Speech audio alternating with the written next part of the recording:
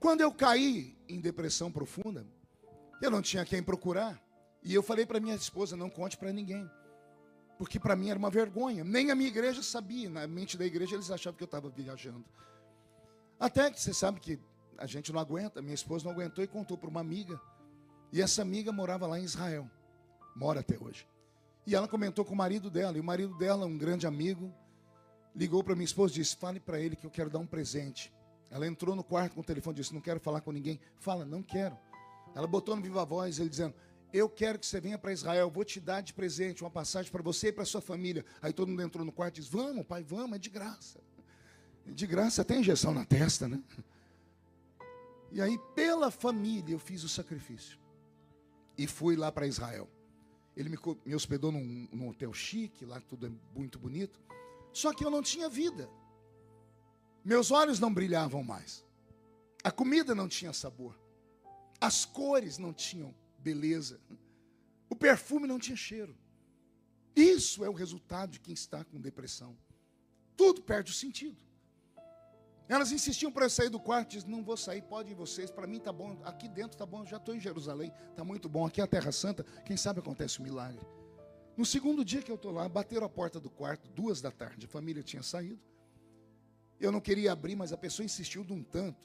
Eu tinha colocado aquele papel lá fora, não incomode. Eu falei, essa camareira é chata. Insistiu tanto que eu fui abrir a porta. Quando eu abri a porta, não era camareira, era um rabino messiânico. Um rabino que falava português. E ele era muito fofinho. Ele tinha uma barba, mas desse tamanho assim, branca, e ele ficava fazendo assim. Eu tive vontade de agarrar a barba dele umas 3 vezes.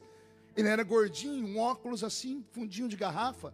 Ele usando aquela roupa toda preta, com aquele negocinho amarrado aqui do lado. Ele parecia o Papai Noel. É sério. Eu abri a porta e disse, pois não, disse, o senhor é Marco Feliciano? Disse, sim. Ele disse, eu fui contratado para vir aqui dar para o senhor uma brahá. Eu disse, brá o quê? Ele disse, uma brahá. Eu disse, o que é brahá? Uma oração. Eu falei, sério, sério, quem mandou? Ele pegou o nome, e quando ele era o meu amigo. Esse meu amigo é judeu. E ele falou, ele me contratou. Eu falei, contratou como? Ele me pagou $100 para eu vir aqui te abençoar. E eu preciso entrar, senão tenho que devolver o dinheiro para ele. Eu falei, tem certeza? Não dá para o senhor abençoar? Não, eu tenho que entrar. Aí foi uma loucura. Pergunte por quê. Quando eu abri a porta, eu não tinha olhado do lado esquerdo nem do lado direito, Wesley. Eu só vi o homem. Quando ele foi entrar, ele pegou a mão que estava aqui atrás da parede e a outra do lado de cá. E ele entrou com uma lata de óleo de 5 litros. De óleo de azeite. 5 litros. E do outro um saco cheio de cordinha vermelha. Eu falei, Jesus, isso é macumba. O que ele vai fazer com esse óleo? Eu falei, o que é isso? Ele, vou ungir. Eu falei, 5 litros? E tem que deixar tudo aqui. Eu falei, meu Deus, vai acabar com a minha vida. A gente unge com uma gotinha de óleo na testa. Ele levou 5 litros de óleo. Ele falou, você me dá licença? Eu falei, fica à vontade. Ele ungiu tudo que você possa imaginar, peça por peça de roupa, minha Bíblia. Ele abriu minha bolsa, tudo que era objeto meu, da família, ele foi ungindo tudo. Ele ungiu a parede, ele gastou quase os 5 litros de óleo.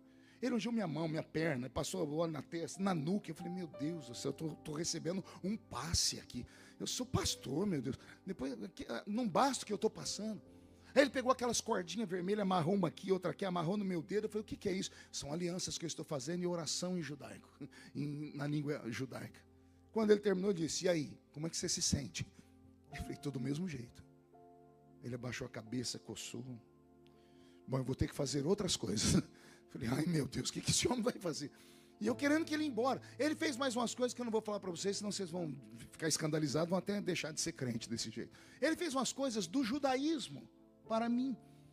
E terminou, ele disse, e agora, como você está se sentindo? Eu disse, do mesmo jeito. Ele coçou a cabeça, olhou, então eu vou ter que apelar. Eu disse, vai apelar como? O senhor precisa sair daqui do quarto comigo. Falei, ir para onde? O senhor tem que entrar no meu carro, vou te levar para uma viagem, eu te devolvo. Mas o senhor tem que ir comigo. Eu digo, não vou sair daqui. Ele disse, eu tenho 2 filhos para criar e eu preciso dos $100 que me deram. Eu vou ter que devolver os $100 e eu preciso pagar a comida dos meus filhos hoje. Por pena dele, eu saí com ele. Entrei dentro do carro, um carro velho. E ele deu uma volta por Jerusalém. E ele me levou no alto de uma montanha, numa vista privilegiada que eu nunca tinha visto. Já tinha ido em Israel muitas vezes. E nós sentamos no meio de um lugar meio deserto, numa altura que dava para ver Jerusalém inteira. E eu vi a cidade velha de Davi, eu vi o Muro das Lamentações, eu vi o Domo da Rocha, eu vi o Monte das Oliveiras. E aí ele sentou do meu lado e eu sentei de cá. Eu falei, e agora? Ele disse, agora fica aí meditando, que eu vou ficar meditando daqui. Eu falei, meu Deus, só parece louco na minha vida. E ele começou a fazer assim na barba. Ele olhava para mim, ria, disse, tá tudo bem? Eu disse, não tem o que fazer, tá? Nós ficamos 40 minutos sentados, sem ele falar nada. Daqui a pouco ele abriu a boca, Wesley, e falou assim, o senhor está com calor? Eu disse, o sol está estalando mamona, está me queimando todo. Ele disse, na hora do calor, o que o senhor tem vontade de fazer? Eu disse, beber água. Ele disse, o senhor pode me citar um texto da Bíblia sobre isso? O senhor é pastor? Eu disse, posso. E ele falou, qual? E eu citei o Salmo 42. Assim como a corça suspira pelas águas tranquilas, assim a minha alma suspira por ti, ó grande Deus. Aí ele olhou para mim, sorriu, mexeu na barba e disse, o que Davi está falando? Eu disse, ele está dizendo que está com sede. Está no deserto. A corça procurou água. Ele disse, eu estou igual uma corça procurando água para beber. E ele olhou para mim sorrindo e disse, se eu lhe provar que Davi não está com sede de água, mas que ele precisa de água para outra coisa, o que o senhor faz? Eu disse, eu vou achar interessante. Ele falou, então deixa eu lhe contar a história. E aí ele contou uma história que mudou a minha vida. Ele me falou de Davi. Só que ele falou de um Davi que eu não conhecia na Bíblia. Ele falou do Davi da história dos hebreus. De um Davi que sofria dentro de casa. De um Davi que tinha problema com a família. De um Davi desprezado pelo pai. Porque no dia em que Samuel foi ungir um dos filhos de Jessé como rei de Israel, o único que não estava em casa era Davi. E era o mais novo. E ele não estava em casa por quê? Porque ele era todo diferente. Diferente na altura, diferente no cabelo, diferente na cor dos olhos. Era um rapaz de gentil aspecto. Havia uma série de coisas que faziam Davi se sentir um peixe fora d'água dentro de casa. E ele me disse, o sonho de Davi era ser aceito pelo pai. Problema de paternidade. Ele disse, para Davi ser aceito pelo pai, ele colocou uma coisa no coração dele. Preciso surpreender o meu pai. E de que forma que o menino judeu surpreendia um pai? Caçando. Levando para o pai uma iguaria. Uma caça exótica. Mas como é que ele pode surpreender o pai que é fazendeiro? Jessé, o belemita, era fazendeiro. E ele tinha todos os animais. Ele tinha vaca, tinha boi, tinha cabrito, tinha ovelha. Ele tinha todos os animais. Como é que você surpreende o seu pai se ele tem todas as carnes? Aí ele me disse, Davi foi em busca de uma carne exótica. Ele saiu em busca de uma corça. Ou um cervo. Que é um quadrúpede. É um animal forte, a carne é tenra, é boa, só que é muito difícil de ser pega. Porque a corça tem uma agilidade, uma força nas suas pernas, que ninguém consegue correr atrás dela. Porque ela é muito violenta. Mas Davi quer surpreender o pai. E ele disse, Davi foi para o alto das montanhas procurar uma corça. E como Davi era um exímio caçador, caminhando pelo meio da montanha, ele viu pegadas, rastros. E ele conhecia o ambiente pelo chão. E ele via onde a corça tinha pisado, onde o cervo tinha escorado. E ele foi seguindo, até que ao longe ele avista a corça. E quando ele avista a corça, ao invés de avançar para cima dela, ele deita no meio do chão e procura ir se aproximando dela sem que ela perceba que ele ali está. Ele precisa esperar o vento passar, para que o vento não leve o cheiro dele. Ele precisa não fazer barulho, ele tem que se aproximar o mais rápido possível e se aproximar a uma distância que a flecha dele atinja a corça. Porque se a corça perceber, ela dará um pinote e correrá numa distância que ele não vai alcançá-la. O rabino disse que enquanto Davi está fazendo isso, aparece um concorrente dele no meio da montanha, um leão. Não era um leão selvagem da selva, era um leão da montanha. O leão da montanha tem uma resistência incrível. Ele tem força, ele é mais forte do que a corça, ele é mais forte do que o cervo. Só que o cervo, a corça, é mais rápida do que o leão. Ele é mais ágil do que o leão. Só que o leão tem mais resistência do que a corça. E Davi sabe que não dá para brigar com o leão. Mas ele sabe também que se o leão conseguir pegar aquela corça, Ele não vai conseguir levar ela para casa, porque a corça pesa mais de 200 quilos.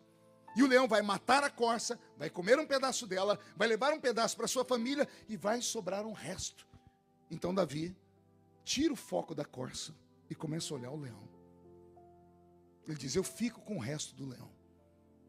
E o leão, quando percebe a corça, também não pode correr, porque se ele correr, a corça vai perceber, e ela é mais ágil do que ele. Então o leão vai indo pelas beiradas, pelas brumas, até que em certo momento é impossível não ser notado. E a corça, quando percebe o leão, ela sai correndo.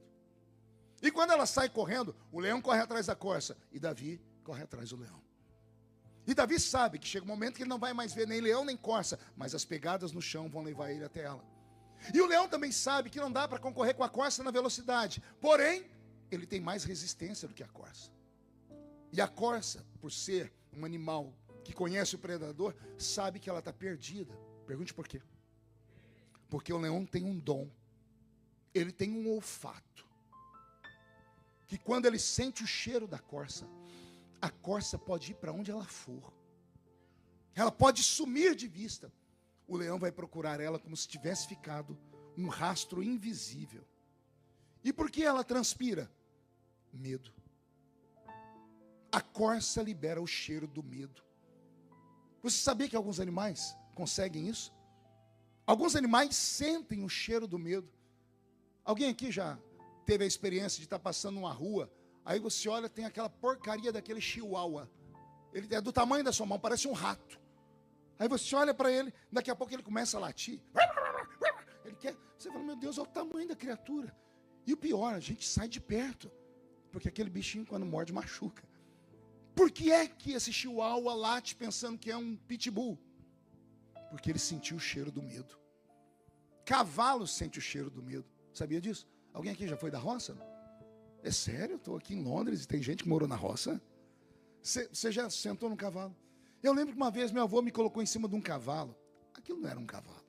Aquilo era um pangaré. Alguém lembra do desenho do Pica-Pau? Lembra do pé de pano? Era igualzinho aquilo. Só tinha barriga, o infeliz. Ele andava até encurvado de tanta barriga. Meu avô me colocou em cima daquela porcaria. E eu sentei, meu avô falou: cuidado, falou, pode deixar, avô, eu sou peão de boiadeiro. Oh, meu Deus. Esse cavalo começou a perceber que eu fiquei com medo. Ele se sentiu um manga larga. Um cavalo de raça. Ele saiu correndo e me jogou em cima de um pé de café.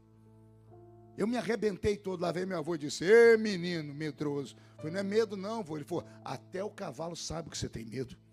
Os antigos sabiam que cavalo sentia cheiro do medo. Como é que alguns animais têm isso? Todas as vezes que você fica tenso, todas as vezes que você fica ansioso, você transpira. Não só transpira, você libera uma enzima que cachorro e cavalo sentem o cheiro. A corça liberou uma enzima que o leão sentiu o cheiro. Eu chamo de cheiro do medo. A corça fugiu porque ela corria mais do que o leão. E o leão continuou no trote dele. Porque ele não precisa ver a corça. Na medida que ela corre, ela transpira e fica um rastro invisível que ninguém vê. Mas o leão sente. O rabino contou que essa história terminou na beira de um riacho. Porque quando o leão correu atrás da corça, ele se deparou com um ribeiro de águas. E ficou parado. E quando Davi se aproximou de longe, ele viu o leão fazendo assim. Buscando o cheiro da corça. E ele não sentia mais nada. A corça sumiu. E o cheiro do medo também. E Davi ficou observando para ver o que o leão ia fazer. O leão agora tem que usar o instinto. Escolher esquerda ou direita.